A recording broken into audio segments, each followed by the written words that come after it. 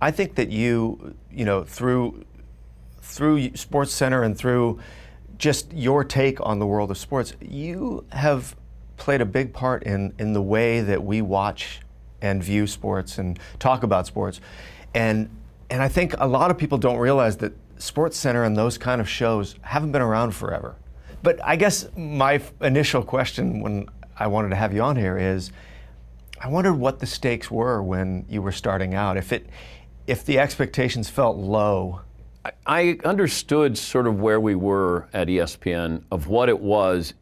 I didn't know what it would be, but I knew that it was a platform to do sports for 24 hours a day, which was unheard of. Right. So I left CNN, where I was a sports reporter at an all-news network, to be able to go to ESPN. And then once I got there, you sort of realized, I get to do this, I get to watch this, I get to be involved in this. And we were kind of cordoned off from the rest of the world. We're in Bristol, Connecticut. We didn't know the ratings. You didn't know who was watching. I didn't know if I was getting better, if I was any good at what I was doing. I just knew I was having fun. And then Keith Olbermann came in, and that's when we just sort of decided, not through discussion, that let's have some fun. Let's do this differently. And we were very different, so you could take 30 minutes of each one of us. But if our personality was for an hour, maybe you couldn't. But it combined, it meshed, we had fun together, we trusted each other. He was a great teammate. And all of a sudden you're saying, why can't we have fun with this highlight? Why can't we throw in something? Why can't we have a catchphrase? And management fought us all the way. They did. Did not like it at all, not at all. And which made it even more enjoyable, because there was a Eddie Haskell feel to it, right. We're going to try to get away with this. And we were on at 11 o'clock at night, so we assumed our bosses were probably in bed. So we even made fun of our bosses. And we thought we were getting fired one day. And my philosophy is, the more wood paneling in a room, the more trouble you're in. So we go in, and we had to go up to the second floor, and it was all wood paneling, even on the ceiling. And I went, we're in trouble.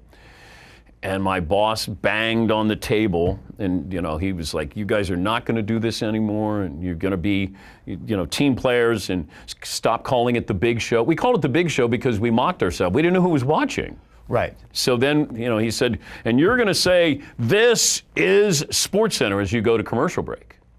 So be careful what you ask for, because when we would go to commercial break, coming up, we'll have highlights of the Indians and Ken Griffey Jr. homers again, and we'll also check in with the Boston Bruins. This is SportsCenter. So we rubbed it in. Right. Then they created a campaign called This is SportsCenter based off of that. Then we started to realize people in the building almost became fans of ours, right, before anybody else did that we knew of.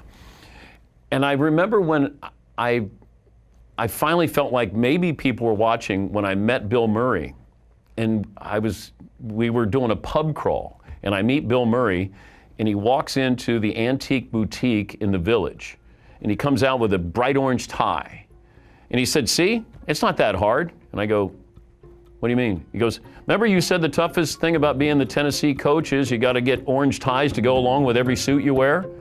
And I'd said that on SportsCenter when a coach got the job at Tennessee, and I said that might be the toughest job, to find that kind of orange. And Bill went in and pulled it out of this antique boutique and gave it to me. So then you're going, I was like shocked. I went, oh wow, somebody's watching.